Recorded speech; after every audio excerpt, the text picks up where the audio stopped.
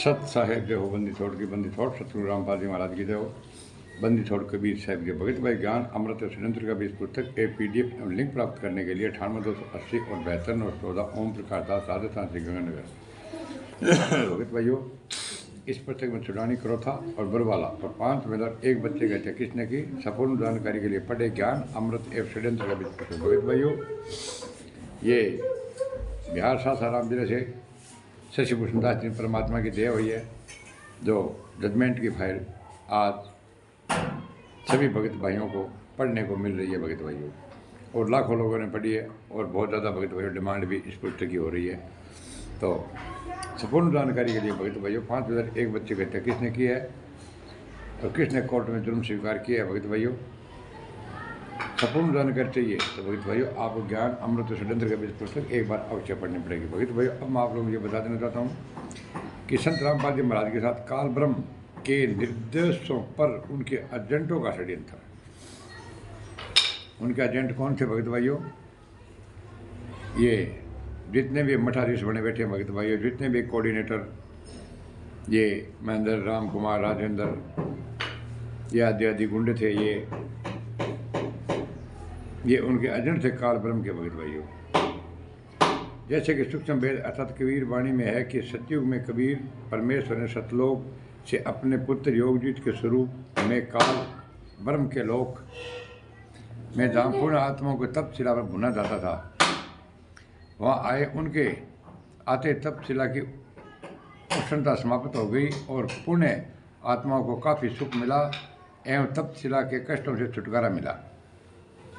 कबीर परमेश्वर अपने पुत्र योगजीत के रूप में खड़े ही थे कि काल ब्रह्म उस तप शिला की ओर आया और कबीर परमात्मा की ओर झपट पड़ा। कौन भगत भाइयों? परमात्मा खुद योगजीत के रूप में गए थे भगत भाइयों, और ये काल ब्रह्म 2 दिन तप शिला की ओर आया और कबीर जी पर बहुत झपट पड़ा। कबीर परमात्मा के समर्थक आगे उसकी एक न चली, एक सतनाम के जाप से काल ब्रह्म पताल लोक में बेहोश हो गिर पड़ा, जहाँ से कबीर परमेश्वर ने उसे खींच लाया अपने सामने। अपने भाई योगजीत के परिक्रमा को देख कर वह योगजीत रूप में कबीर परमात्मा से गिड़गिड़ाने लगा। भगत भाई ने पता ला गयो ले आओ भाई को नहीं, और तो मतलब बाप आ गयो। कबीर परमात्मा से सारे वचन परमात्मा को वचनबद्ध करके प्राप्त कर ली।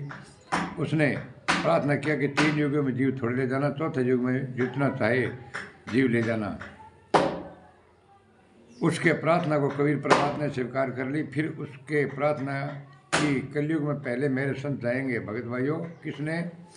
इस काल ने कहा कि पहले मेरे भगत जाएंगे, उसके बाद में आप आना।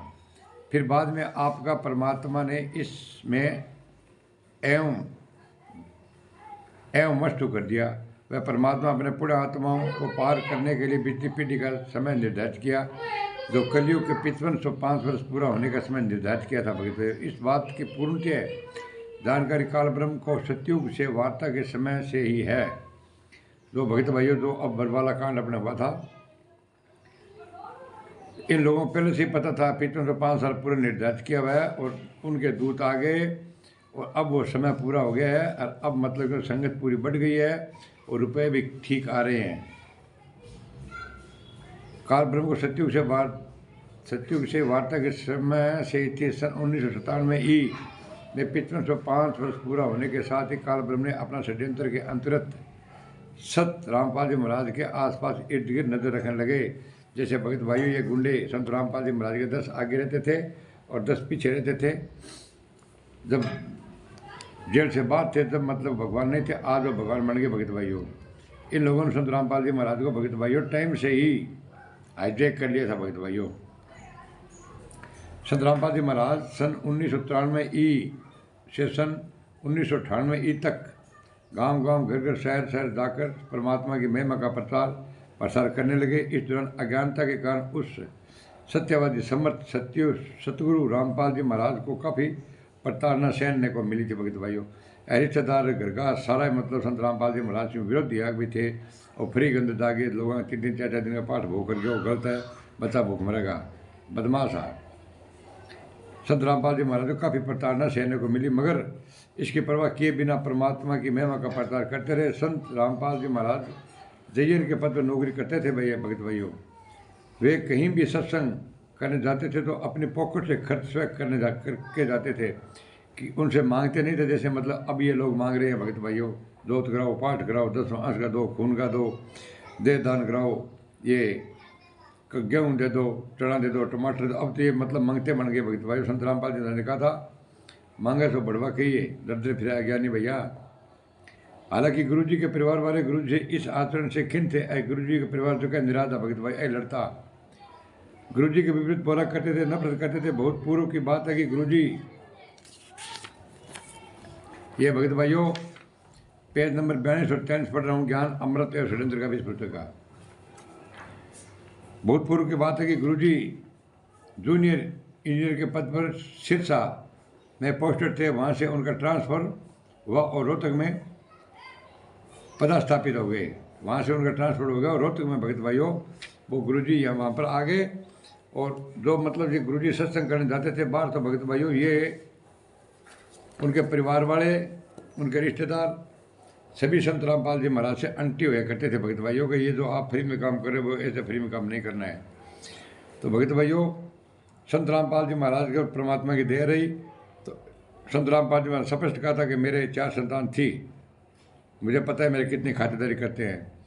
तो भगत भाइयों समय रहते जागो और सच्चाई का साथ दो और RTS गुंडों का साथ छोड़ दो। भगत भाइयों संत रामपाल जी महाराज 11 साल हो गए हैं, अभी तक एक दिन का पैरोल नहीं मिला है। और ये गुंडे क्या बोल रहे हैं कि संत रामपाल जी महाराज जेल में मर्जी से गए, मर्जी से आएंगे। और संत रामपाल जी महाराज जेल धाम में लीला कर रहे हैं और जेल धाम से सतलोक जाएंगे। तो भगत भाइयों जेल से सतलोक नहीं जाएंगे, संत रामपाल जी महाराज साक्षात बाहर आएंगे, आज नहीं तो कल आएंगे, अवश्य आएंगे। लेकिन भगत भाइयों हमारी ये आपसे हाथ जोड़ कर ये रिक्वेस्ट है कि आप सच्चाई का साथ दो ताकि संत रामपाल जी महाराज जेल से बाहर आ जाए। इस चैनल को लाइक, कमेंट, शेयर और सब्सक्राइब करना है बड़े साहब।